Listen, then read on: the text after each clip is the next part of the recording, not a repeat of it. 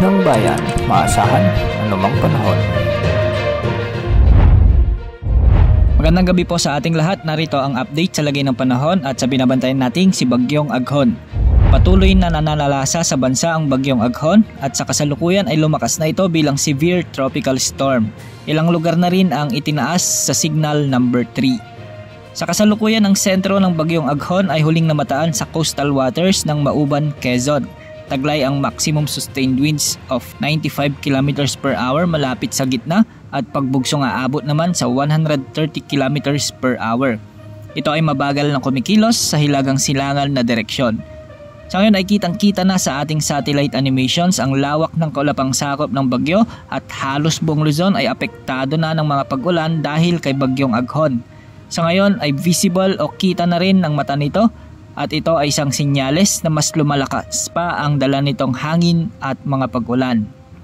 Dahil nga sa paglakas ng bagyo, itinaas na ng Pag-asa ang tropical cyclone wind signal number 3 sa silangang bahagi ng Quezon Province, particular sa mga bayan ng Infanta, Real at Mauban, kasama na ang Polillo Island.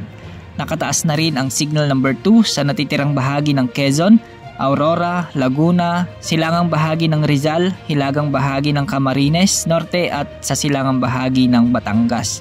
Signal number 1 pa rin sa Metro Manila, silangang bahagi ng Isabela, silangang bahagi ng Quirino, Batangas, silangang bahagi ng Pampanga, Camarines Norte at Camarines Sur, Bulacan, hilaga at gitnang bahagi ng Oriental Mindoro, Marinduque, timog ng Bataan, timog na bahagi ng Nueva Vizcaya at sa silangan at timog na bahagi naman ng Nueva Ecija.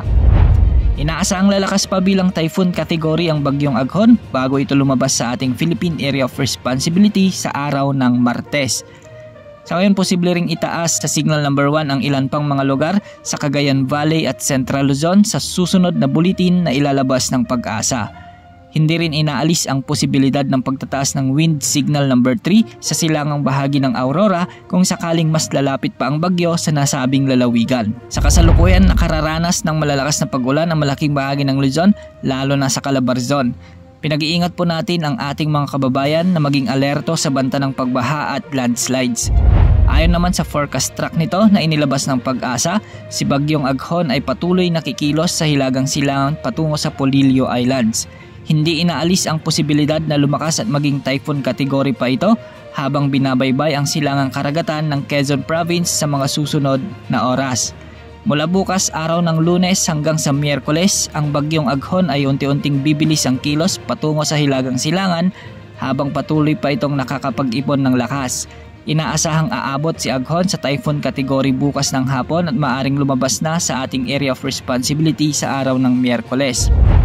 Ayon naman sa rainfall forecast ng Pag-asa, para sa tinatayang dami ng ulan ngayong gabi hanggang bukas ay posibleng umabot sa mahigit 200 mm ang matatanggap na pag-ulan sa Quezon Province.